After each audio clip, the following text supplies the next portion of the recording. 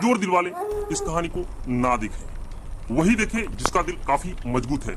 Suspense से भरी हुई भूत, प्रेत, पिशाच, किच्चन, डायन ऐसी खौफनाक कहानी सनसनी चीरती हुई आपके सामने पेश है।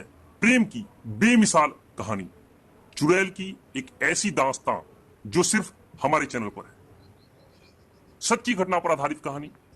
हमारे चैनल को आप जरूर से सब्सक्राइब करें, वह लाल वाला बटन दबाएं, फ्री है, पैसे नहीं लगते हैं, और वीडियो को लाइक अवश्य करिए। आइए कहानी सुनते हैं, एकदम फ्रेश और नई।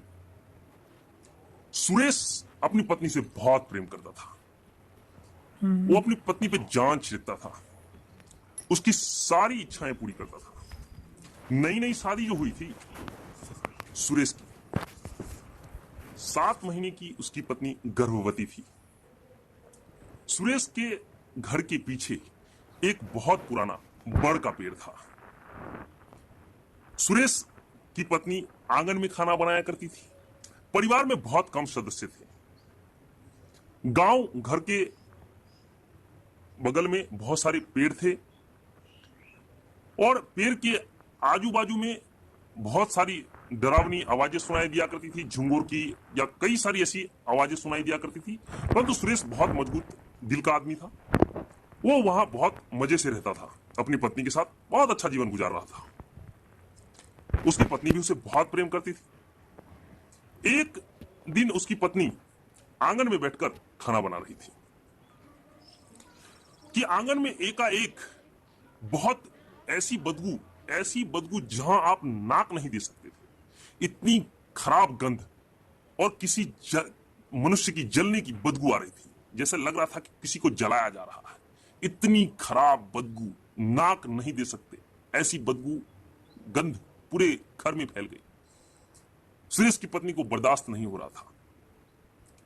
वो घर आंगन से उठ के घर में चली गई। फिर धीरे धीरे बदबू खत्म हो गई, लेकिन अब हर दिन बदबू फैल जाया करती थी। हर दिन बदबू धीरे धीरे गंध पूरे घर में फैलने लग गया। कई सड़ी हुई जली हुई बदबू आती थी, जैसे लग रहा था किसी को यहाँ जलाया जा रहा है, किसी मनुष्य को आग में जलाया जा रहा था। और आप अगर शमशान घाट गए हैं तो वहां देखे होंगे कि कैसे जलने की बदबू आती है। इसी प्रकार बदबू आती थी और पायल की छन छन की आवाज सुनाई देती थी। कभी बच्चे की रोने की आवाज सुनाई देती थी, तो कभी ऐसा लगता था कि सुरेश की पत्नी के कान में कोई औरत फुसफुसा रही है धीरे से।